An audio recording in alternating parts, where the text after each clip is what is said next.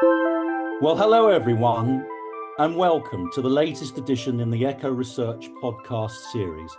My name's Matthew Gwyther, and it's my great pleasure for this interview to welcome the CEO of Wincanton, James Wroath. I've known James for about 18 months now, and he strikes me as one of the most important people that we could be talking to about this subject. And the subject that we're going to be dealing with today is about building organisational resilience. Now, Wincanton, as I'm sure you're aware, is one of the UK's most impressive logistics companies, and James has been in that industry for most of his career. He's probably one of our most experienced logistics experts that we have in the UK. He's been involved in the industry since he left university 30 years ago. The issue of resilience and supply chain was brought home hard to us during the era of COVID. It was something that most of us were, in a sort of vague way, even in a non-B2B world, vaguely aware of before COVID. But during the course of the pandemic, we all knew how important it was to keep the world moving. And I think James is an impressive individual because he thinks quite deeply about the world in which he's involved. And last year, 2023, in fact, saw the 100th anniversary of one of the last great steps forward in his world of logistics, which was, believe it or not, the invention of the electric forklift truck, which first appeared at Yale University. And I really believe that logistics is on the brink of an incredible leap forward at the moment, with technical advances in warehouse robotics, coupled with an increasing problem with labour costs and real difficulty in finding staff. Together, they've really created a watershed moment in that industry. So welcome, James, to the podcast. And I'd like first to take you back to the beginning of your career, because as I recall, getting into logistics wasn't actually the first thing that you wanted to do when you put it down on your UCAS form. Just tell us a story about how you came to be involved in it and take a degree in what was then, in those days, not really a naturally regarded academic subject, was it? Indeed not, and thank you for the welcome, Matthew. You're taking me back a bit, but I when I was at school doing my A levels, I actually wanted to do international business and French, but in particular, I wanted to go to Aston University. I grew up in Plymouth, fairly suburban Plymouth. I wanted to go to a university with in a big city. London seemed a bit expensive, and for my sins, I'm a Wolves fan, so Birmingham seemed like quite a good option. Heart set on international business and French. Probably not particularly surprisingly, didn't quite get the A levels that I'd hoped for, but very much had my heart set on going to Aston. And I'll never forget it. On the sort of day of A level results, they said, "Well, you can't do that course, but if you want, you could do transport management." And probably like most of the people listening to this thought, what the hell is that? Less so now, to be honest. A lot of UK institutions have supply chain management and logistics degrees, and Aston is one of the at the forefront of that. But back then, it sounded vaguely like a degree for train spotters, and in reality, there were quite a few train spotters on the course. I mean, that strikes me as a kind of an early example of your resilience, because you proved yourself adaptable, didn't you? And that must be one of the keys to it. When you come up against something that doesn't work, you come up against adversity, you're able to sidestep and work a different way forward. Yeah, well, I guess that's a nice way of putting it. Pragmatic, realistic. You are disappointed, but look at the choices that were available. Decided on the things that were most important to me, what my priorities were.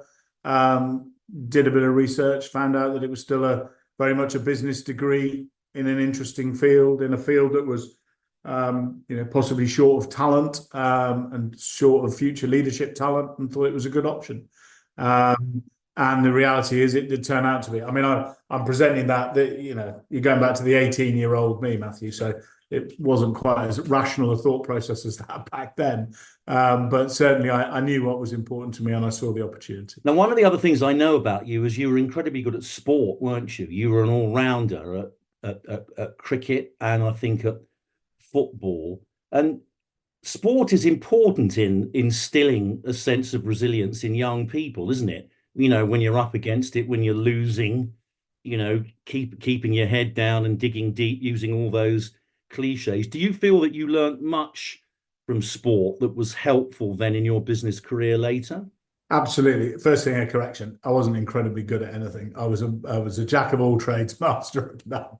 But I played a lot of football, a lot of cricket, a lot of rugby, and with the way that UK sport develops, you tend to play adult sports quite early in the team. So I was playing adult cricket at 13, 14, and football not long after that. And I learned a huge amount through both just the psychology of team sports and achieving something together, but also diversity of people and different backgrounds, and how people from quite diverse backgrounds can come together to try and achieve a result. And I think the career I've ended up having, which is in a very much a people related industries, heavy requirement on people, all the way up the management chain and operator colleagues. That has held me in really good stead when it comes to dealing with lots of different people and managing teams. So yeah, it was hugely formative for me. So one of the things I remember we talked about when we met last year was your first job was in the brewing industry, wasn't it? And I remember you saying that one of the abilities that your sporting background gave to you was to talk on the level with people that you were managing, despite being sort of 10, 15, 20 years younger than them. And that also strikes me as a really important thing in leadership and in management, isn't it? That you're able, to come over as authentic and worth listening to and authoritative to people who might be a good deal more experienced than you are. Absolutely. I couldn't agree more. I think you learn authenticity if you work in a if you or you learn authenticity is important. If you work in an environment where people are very free with their feedback, and brewing industry steeped in history, heavily unionized, people pretty confident of their jobs. If they didn't like their day's work, they certainly gave you that feedback, and they were quite difficult to challenge. But I'd played football with people who were pretty free with their feedback, and learn how to try and influence them and get on with them, and yeah, work together as a team. So I recognised a lot of situations early in my career managing crews of 15, 20 vehicles, out delivering beer to pubs, which is a really tough job. I recognise a lot of situations from my time of playing sport. So it was a good grounding, that where all of this comes together is that choice to do transport management forced me into a logistics transport career where there are a lot of people to manage and a lot of teams to lead. And that's what I love doing. And part of the reason I love doing it is because of that sporting background. So from a career sense, it's all come together quite nicely. Now, if we step back and we look at that industry into which you were launched, it strikes me as almost a classic sort of business school academic research project in how it was hit by a whirlwind of change that it just really was not ready for. I mean, the changes that have occurred in beer and in pubs since the sort of 80s have been cataclysmic, haven't they? I mean, just describe the changes that have happened and the degree to which smarter people in that industry saw them coming, or indeed quite the reverse, because many of them were quite dozy family firms, weren't they, who didn't really move fast enough. And it's changed enormously now. It's dominated by a couple of global conglomerates, isn't it? So just take us through the process of what happened there. Yeah, so one of the most interesting things about the brewing industry is that just how much it changes. So as you say, it's changed hugely since the 80s, and it's still changing today. I mean, so many events, but essentially the key statistic is around on-trade drinking versus off-trade drinking. That's the structural change in the market. So how much do we consume on-premise in a pub, in a restaurant, in a hotel versus how much do people consume at home? And I don't have the exact stats, but I joined in the mid-90s an industry where probably 70 to 80% of drinking was done on premise and 20 to 30 was done off premise, which was at odds with most of the rest of Europe, which would be the reverse. And in the last 30, 40 years, ours has reversed. So the quantity of drinking done at home now versus the quantity of drinking done on premises almost flipped. And those brewers were built for selling beer through very often their own pubs, and the margins in the on-trade versus the off-trade. And of course, at the same time, you've got the huge growth of the supermarkets as well. The margins are much bigger in the on-trade than they are the off-trade. At the same time, you then got a reaction to that. Well, how do we control our cost base? How do we get more? And that's where big global brands, global marketing spend came in. And that's where as you say, the big global conglomerates have come in. But then at the same time, consumers have pushed back on that. And so you've seen, if you look on a bar in a pub in Britain these days, you'll see a much greater proliferation of brands than you would have seen in the early 2000s, where I worked for Scottish and Newcastle, were intent on bars that were Foster's, John Smith's and Kronenberg, with Guinness, because everybody's got to have Guinness. And homogenizing those bars. Nowadays, you go into a bar and you see all sorts of different brands, but it's moving again in the big brewers have worked that out. So some of the brands you see that you might think are independent brands are actually owned by the big brewers, and so it's an industry that's constantly evolving and adapting with consumer preferences. But you've also got in that time some really interesting macro stuff. So whether it be the smoking ban, right? So the smoking ban was a huge change in terms of on versus off trade. That's an obvious one, but less obvious. I always remember people talked about the Millennium Eve, right? So one night.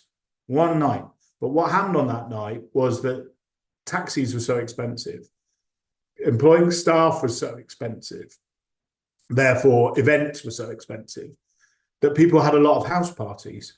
And actually, during the 80s and 90s, house parties had become quite unpopular and unfashionable. And suddenly everyone said, my God, this is fantastic. We can invite who we want to invite. The beer is a quarter of the cost. We can smoke in our own house or not smoke in our own house. And we haven't got to get a taxi home, and most people are walking to us anyway. So again, there were studies at the time of how that shifted people from on trade to off trade as well, and the rebirth of the house party. So it's I love beer, right? So who doesn't? Well, lots of people do, to be fair. I love beer, but it's a really interesting industry because it has these global companies. It has as you say, very local, family run. You can start up a brewery in your house if you want to. It has that aspect of it, but it's incredibly reactive from a consumer perspective as well. So yeah, I loved my time working for the brewery. I really did. It was really interesting. I mean, I think if you look at the derivation of the word, it comes from the Latin resilience. It comes from to jump back or recoil. And that suggests to me that it's a purely reactive process, that corporate resilience is about reacting to events and changes in the world. But I think it's come to mean something much subtler than that. It's come to mean an ability to think about what might happen in the future, hasn't it? I mean, you're nowhere if you're purely reactive these days. You've got to be thinking ahead. You've got to be getting ready for the future. You've got to ride the wave of change. And I mean, I think there's a strong element of future proofing, as they use the jargon goes, isn't there? And we'd all love to know what the future brings. Even if that knowledge, I suppose, would make life kind of short on surprises. But the act of constantly future-proofing a company is really worthwhile, because the change of pace in business has just got faster and faster and faster. But it is terribly difficult, isn't it, to predict precisely what's coming down the line from that place called the future. I mean, how do you do it when you're the CEO of a big company like like Wincanton? I mean, how do you sit down with your strategic colleagues and work out where you need to be in 3, 5, 10 years' time and adapt accordingly? Yeah, so ours is a really interesting industry on top of that, because we not only do we have to plan for the resilience of Wincanton, we also have to plan resilience with some 100 to 150 major customers.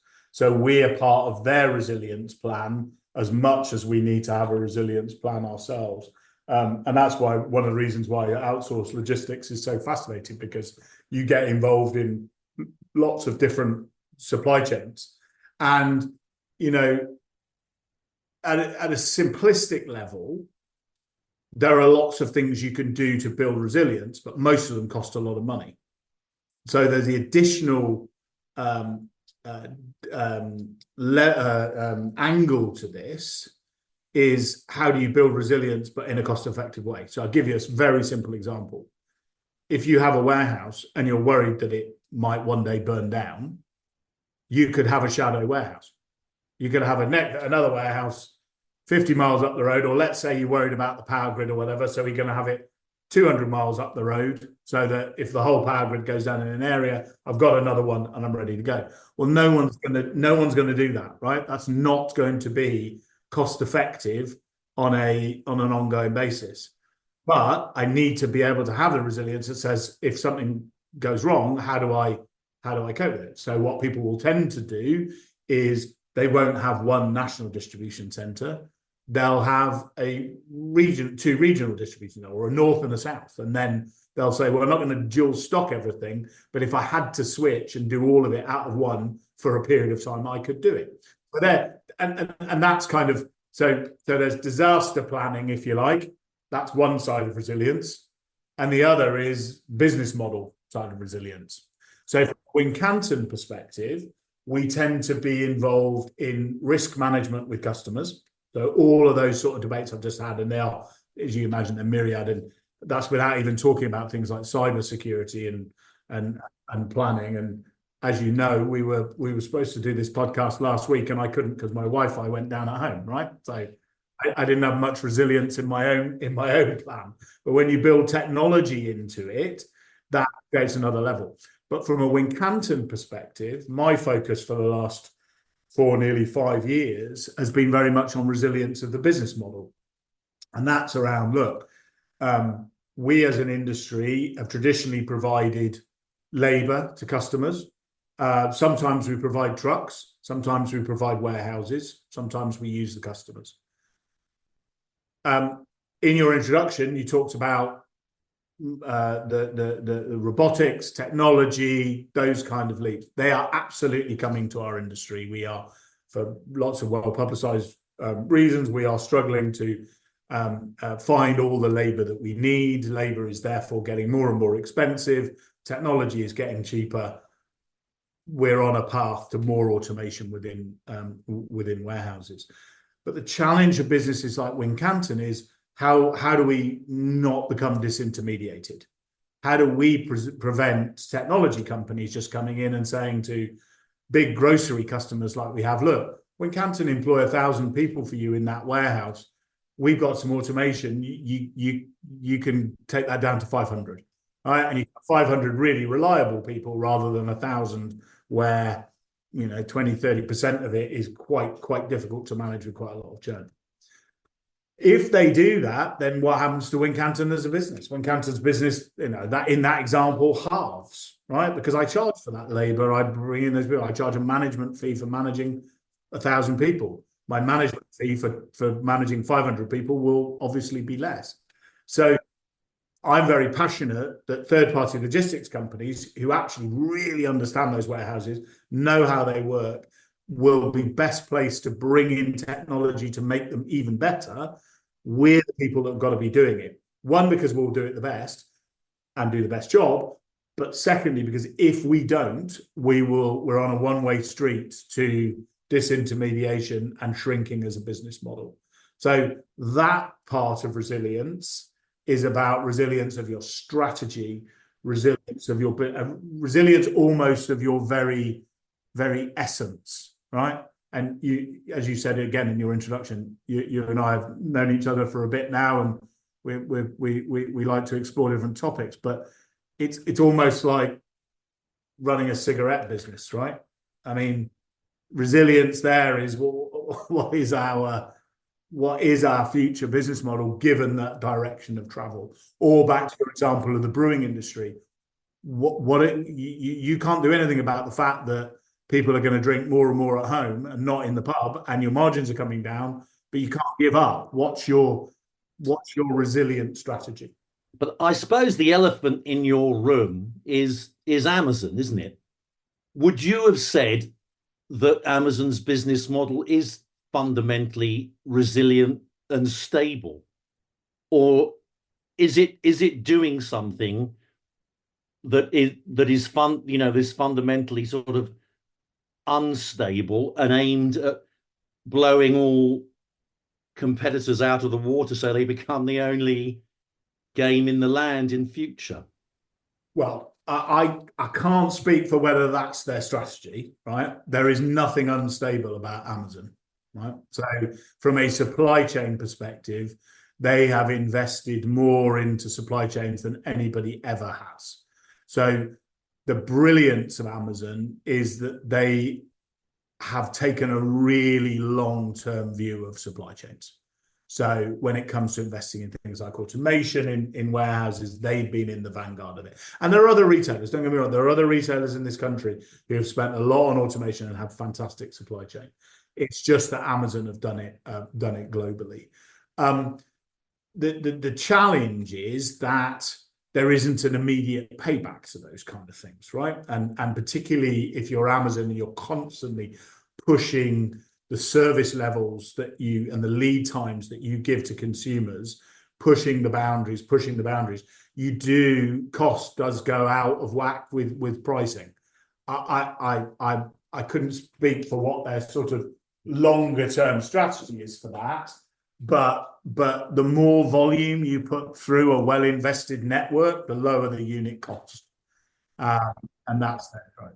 Is it conceivable at the moment that on the same day delivery stuff that Amazon do, even in this country, which is relatively small, is viable on a sort of day to day, week to week basis at the moment? Wow, yeah. So same day is a huge topic, and so essentially, if we just start with the standard UK supply or UK distribution, we have fantastic parcel networks in this country. We're a small island, and therefore you can hit with a sort of, I don't know, 8, 9, 10 p.m. cutoff.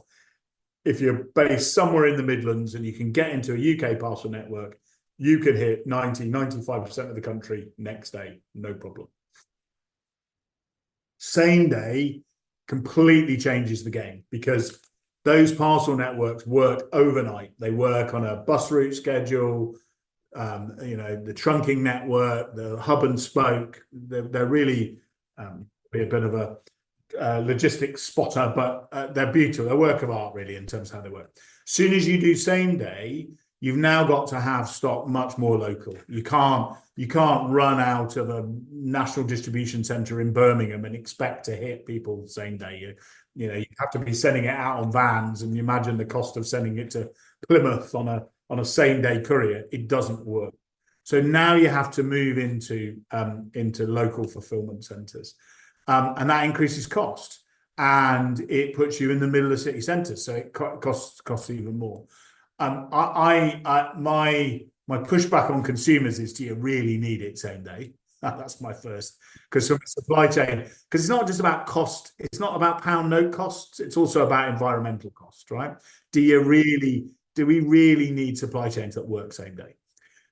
If I put that prejudice aside, from a logistics perspective, it then becomes about being really smart with how you manage what products you have locally versus nationally or regionally.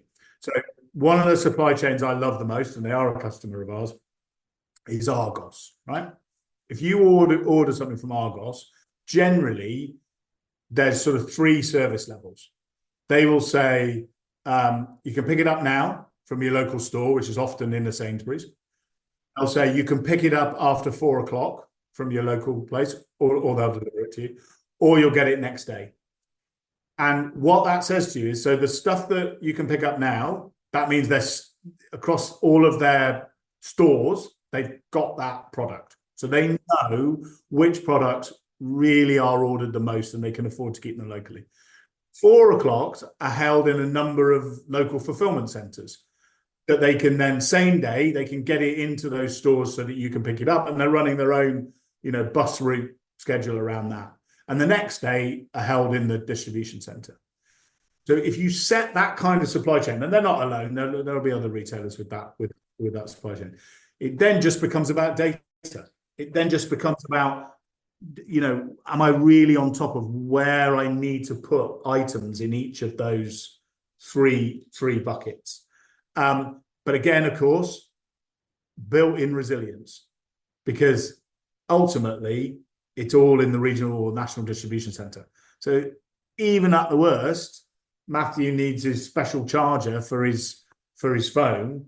Oh God, that's supposed to be in the store, but we ran out. We haven't got any in the fulfillment centre either. It's in the NDC, so he's at least going to get it tomorrow. So built-in resilience, but in my view, a really interesting way of trying to keep those costs down, but still give consumers who just want everything yesterday the opportunity to get them. But it strikes me there are two softer aspects to this subject as well, aren't there? And the first of them is the resilience of the planet and sustainability, because people naturally will be impatient and want things that may be not environmentally resilient and sustainable. And that's becoming an interesting thing, isn't it? I mean, quite often it's not necessary for me to have half a dozen nails delivered by a van or even a moped within 2 hours. So how as a business leader can you be conscious of that and then adapt people's behavior? Because it strikes me that within the last decade, we've realized that if we're going to get anywhere with net zero and climate change and all the rest of it, in the absence of a decent political leadership in that area, then business has got to sort of step up and try and explain to people why they need to think more carefully about the way in which they behave. And have you felt that responsibility yourself? Yes, although our options to do anything about it are pretty limited because our customers set their ways of working, and we advise on it, but essentially we deliver in line with their strategy to their consumers. The answer to your question, I'm not sure. In a retail market that is so competitive and so tough like the UK, it's very hard for one retailer to change the habits themselves, or to force consumers in a different direction. The answer, though, to whoever does it, the answer to your conundrum is pricing. The only way that you will change your behavior is if the price you pay reflects either the cost of the environment or the cost of the logistics, or both. So you talked earlier about Amazon. One of the dangers of Amazon Prime is that it's a one-off fee with no delivery charges, and therefore there's no incentive on a consumer to order everything to come on the same day. Now, that said, a lot of it comes from different warehouses anyway, so there's complications with that, but there is no incentive to do that. I know they have the box that you can tick to consolidate, but it's sort of a pull rather than a push. No. You're going to get charged 20 quid for delivery or £2 for a delivery. That is going to change, not everyone, but a lot of people's behavior. And today, I kind of would say this, wouldn't I? But I don't like the fact that logistics cost is hidden from consumer choices. Most of the time it is embedded within the price that we pay for goods. And all of the time that that's the case, it's difficult to use pricing to change consumer change consumer behavior. Like I say, though, if I were the CEO of a retailer, it's pretty difficult in the UK market to suddenly decide you're going to be the one that starts charging 30 quid for a same day delivery, right? Yeah, exactly. It's going to You're just going to exactly. lose the business, aren't you? Now, what about the other softer aspect, if you like, has got to be the resilience of key relationships with customers, employees, investors. They are, they're subtler, sort of HRE human things, but they're no less important, are they? And I know that some of the research that Echo's done into this is very interesting. They looked at the degree of confidence that organizations will be economically viable in 10 years' time. And they divided the research into the leadership teams, employees, customers, and financial audiences. And the percentage of people within those research that were very confident they were going to be economically viable in 10 years' time. The leadership teams were the highest at 53%, employees 44, customers around 47. The financial audiences, who of course are very skeptical about everything, right down at 31. So I suppose the question is, do you think that the average business leader is sort of overconfident that they are resilient and they're doing the right thing at the right pace, that they are going to be around in 10 years' time? I mean, do you think actually that they're too complacent? On the whole, absolutely not. I particularly when you talk about the public markets, there's too much scrutiny for anyone to be complacent. I mean, CEO of a public limited company, you're out there at least twice a year, half year results, full year results, getting a grilling from 20, 30 different investors.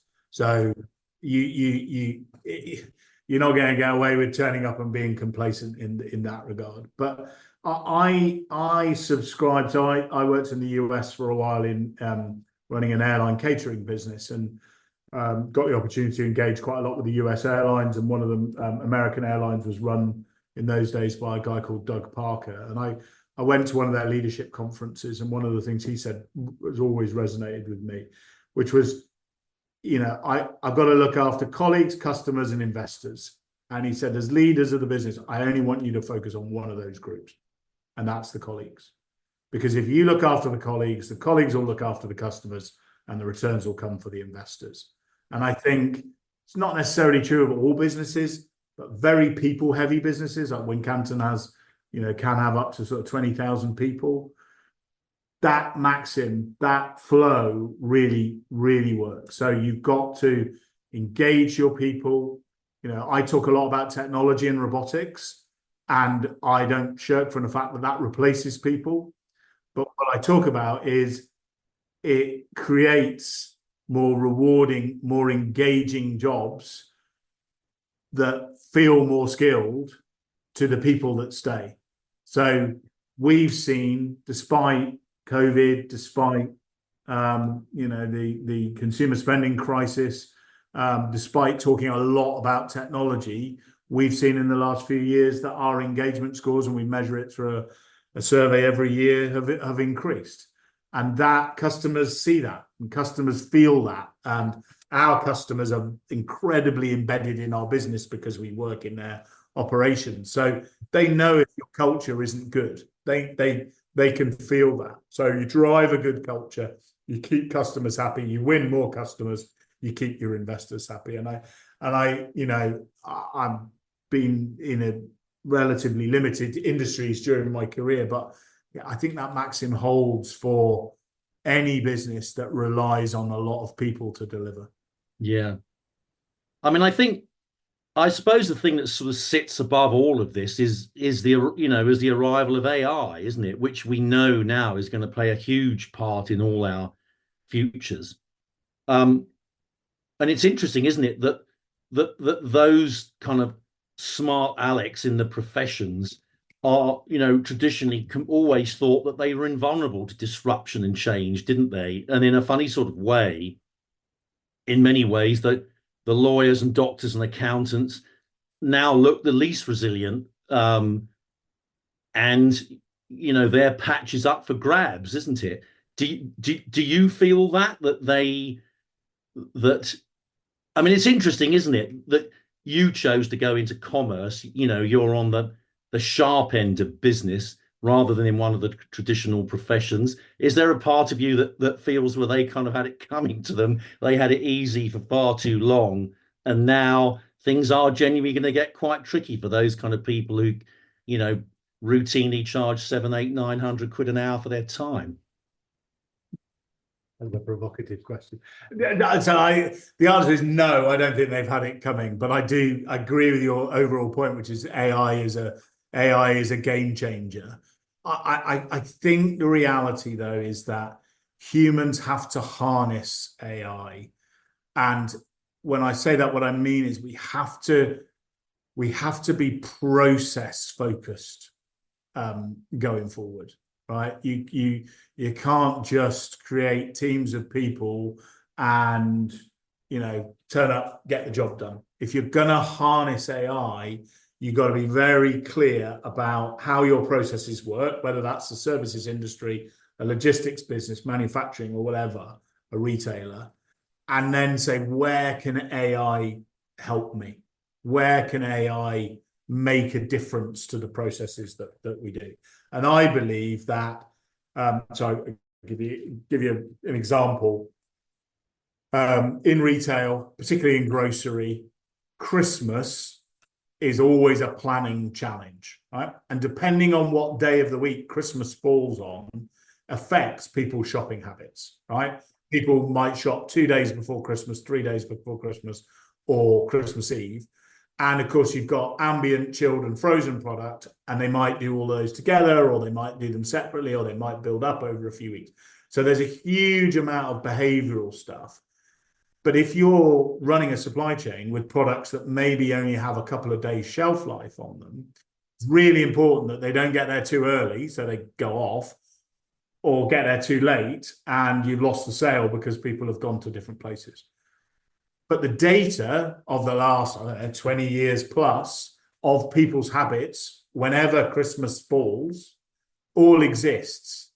But it's too much for even big data teams to crunch that. AI, you can use that and say, analyze all this data for me and tell me when I should deliver the butter into my stores for this Christmas. So that's not taking the job of the supply chain planner.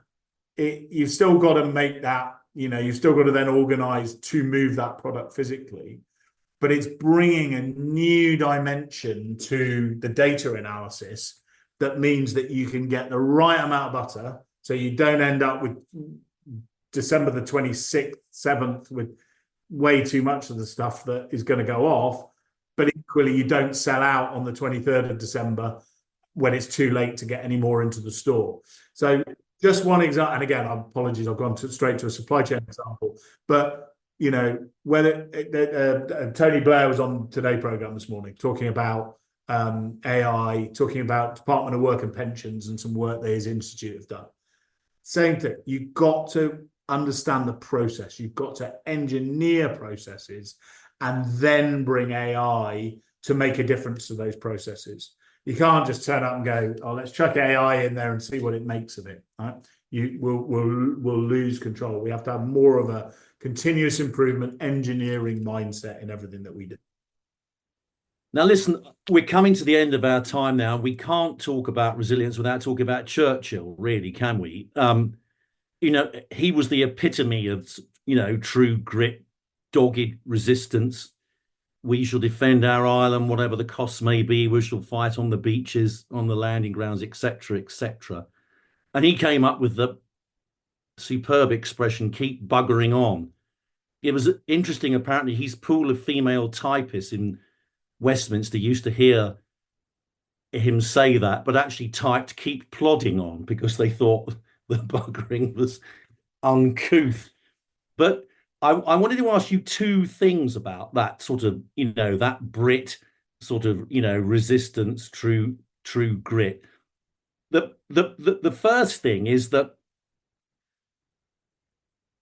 you can often go on sort of resisting and doggedly buggering on actually when you probably don't need to keep digging in that hole, can't you? And I wondered really if a definition of resilience is that true grit, but it has to be intelligently applied, doesn't it? Simply being stubborn and taking the incoming flak the whole time without thinking carefully about how to avoid it or maybe how to make progress is the wrong way of going about it, is it not? So I think to me there are two levels of resilience, two levels of continuous improvement and progress, right? One is absolute, and it's interesting. I think buggering about and plodding are different things, right? Buggering about says to me, you're prepared to try things out even if they don't quite work and go again. Whereas plodding implies to me moving slowly. So I think that typing Paul back in the 40s was semantically wrong, but there you go. So I'm a continuous improvement, marginal gains, buggering about with processes is part of improving what we do. Absolutely nothing wrong with that. But you've also got to operate at a second level, which is the strategic resilience, which is the thing that says this will continue to help us and continue to get better and better and better. But there'll come a point where those marginal gains run out. And again, back to my industry, we've done incredible work over the last 20 years, improving manual processes in warehouses and adjusting things and improving flows and changes of racking design and changes of material handling equipment, change, delivering savings year on year on year.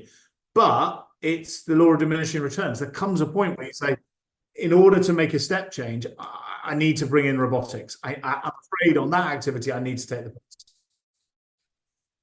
So that isn't to say that when I've said to Wincanton and our business, we've got to focus on robotics and automation, I absolutely haven't said to them, so stop looking for marginal gains. Stop looking for continuous. Our customers would kill us if we did that. So you've got to work at those two different levels. So again, I absolutely no historian and certainly no Second World War historian, but at the same time that Churchill was buggering about, the plan for the D-Day landings was not buggering about. It was a strategic plan to bring the war to an end. So leadership to me is about operating at those two levels and not thinking that one of them can replace the other. You have to do both. I think there are two maxims that sum that up. The first was the American humorist Will Rogers, who said, if you find yourself in a hole, stop digging. And the other is that you can't make the same mistake twice. The second time, it's not a mistake, it's a choice. And I think that's right, isn't it? You've got to, you've got to accept that simply, crashing on through like a kind of a rugby scrum sometimes isn't the way. You've got to be aware. So in my two levels analogy, in that micro level, you've got to be aware of what has happened when you've done something. So the first step is saying, oh, we changed that and the outcomes were worse. Do we change back or do we change to something different? You've got to have that discipline. You can't, I'm sorry to keep buggering, but you can't bugger about blindly, right? You've got to know what the impact was. But equally, you can't be, the mindset can't be, we've always done it this way, changing it is too risky, therefore I'm never going to try and improve anything. That is the mindset that ends in you no longer existing. Exactly. Now listen, my final question is a generational one, because one hears a lot these days as a criticism of millennials that they could do with more of the spirit of buggering on, that they're a bit snowflakey and they're not very resilient. They're kind of, prone to triggering and all that sort of thing. Do you think that that's a fair criticism of that generation coming through now? Or, I mean, because you must be experienced with them, you've got your own kids, you must work a lot with young people in your organization.